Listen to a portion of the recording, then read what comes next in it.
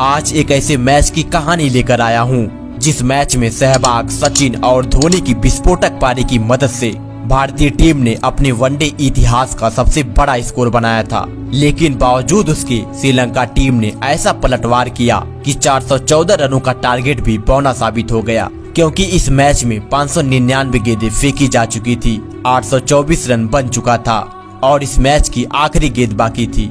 पूरे स्टेडियम में सन्नाटा छाया था। श्रीलंकाई टीम इतिहास रचने के कगार पर खड़ी थी और फिर यह मैच पूरी दुनिया के लिए ऐतिहासिक और यादगार मैच बन गया। एक ऐसा मैच जो सदियों में कभी कभार ही देखने को मिलता है। तो इस कहानी की शुरुआत होती है 15 दिसंबर 2009 राजकोट, श्रीलंका का इंडिया टूर। 5 मैचों की वनडे सीरीज का पहला मैच खेला जाना था। दोनों टीमों के कप्तान टॉस के लिए मैदान पर आते हैं। श्रीलंकाई टीम के कप्तान कुमार संगकारा ने टॉस जीतकर पहले भारत को बल्लेबाजी के लिए आमंत्रित किया। भारतीय टीम की तरफ से सचिन सहवाग की जोड़ी मैदान पर आती है। अब ऐसे में सहवाग अपनी आदत से मजबूर होकर चौके के साथ अपना और अपने टीम का खाता खोलते हैं। उसके बाद तो सहवाग अपने चरित्रानुसार गेंदबाजों को फोड़ रहे थे और सचिन तेंदुलकर भी उनका बखूबी साथ निभा रहे थे।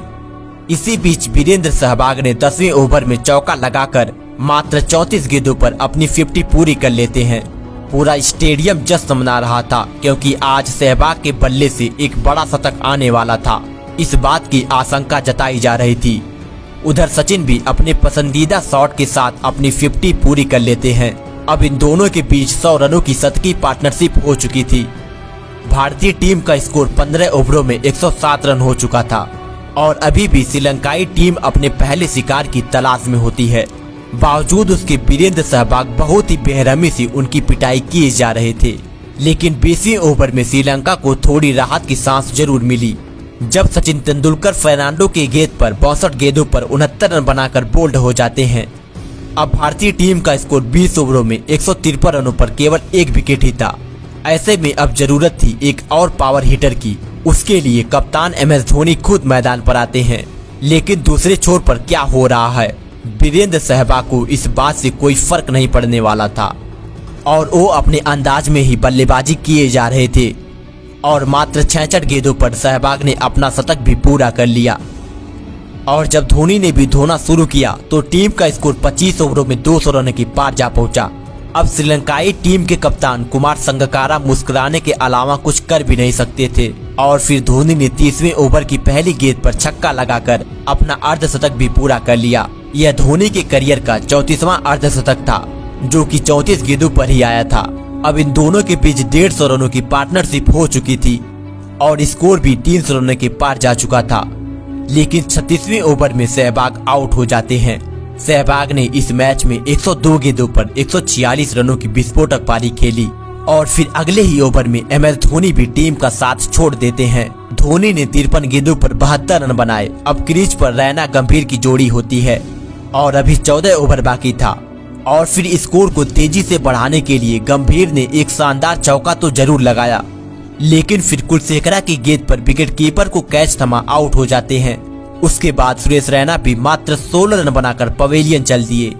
अब विराट कोहली और रविंद्र जडेजा ने तेज तर्रार पारी खेली, जिसमें विराट कोहली ने 4 चौके और रविंद्र जडेजा ने 2 शानदार छक्के लगाए और इनकी पारी की मदद से भारतीय टीम का स्कोर 50 ओवरों में 414 रनों तक जा पहुंचा।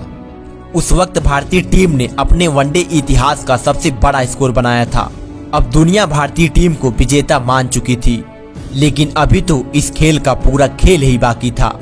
अब एक इतिहास तो बन चुका था, लेकिन अब बारी थी इस इतिहास को पलटने की। और यदि वीडियो पसंद आ रही हो तो वीडियो को एक लाइक जरूर कीजिएगा।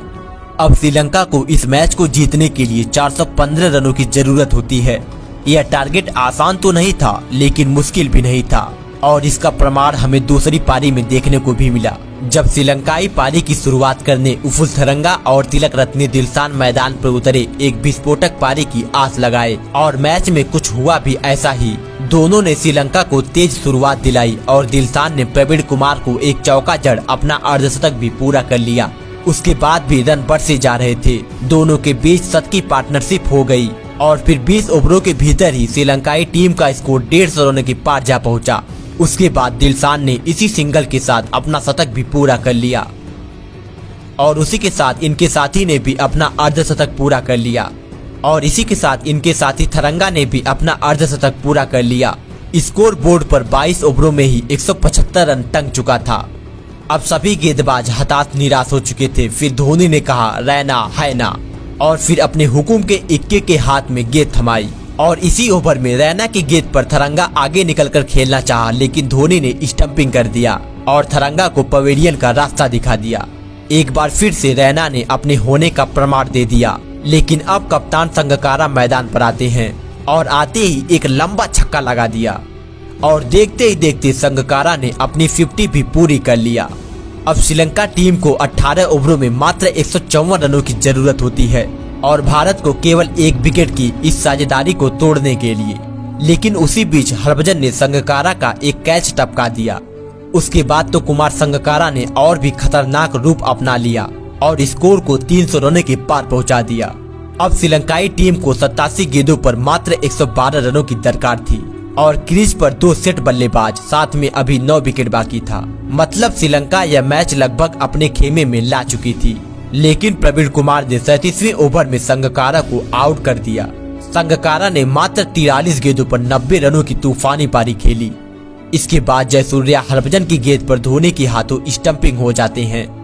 लेकिन भारत के लिए समस्या दिलशान थे, जो अभी भी क्रीज पर मौजूद थे। लेकिन 40वें ओवर में हरभजन की गेंद पर वो भी बोल्ड हो जाते हैं। दिलशान ने इस मैच में 160 रनों की बेहद ही महत्वपूर्ण पारी खेली और अब श्रीलंका टीम को 65 गेंदों पर 76 रनों की जरूरत होती है। उसके बाद एंजेलो मैथ्यूज के 38 रन और थिराना के 24 रनों की मदद से श्रीलंका टीम का स्कोर 400 रनों तक जा पहुंचा। अब श्रीलंका को 12 गेंदों पर मात्र 15 रनों की जरूरत होती है।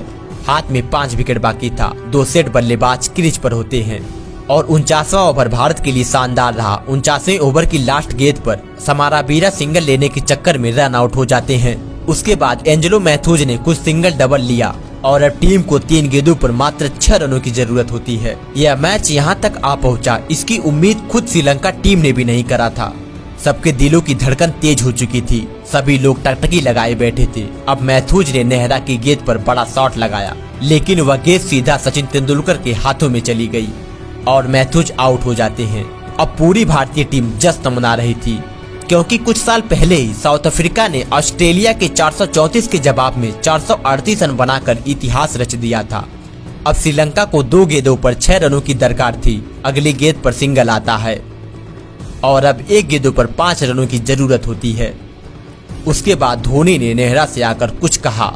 यह एक गेंद भारतीय टीम के द्वारा बनाए गए सबसे बड़े स्कोर को तहस नहस कर सकती थी, भारतीय टीम के दामन पर कलंक लगा सकती थी। लेकिन इस गेंद पर केवल 1 रन ही आया और भारतीय टीम ने इस मैच को 3 रनों के बड़े अंतर से जीत लिया।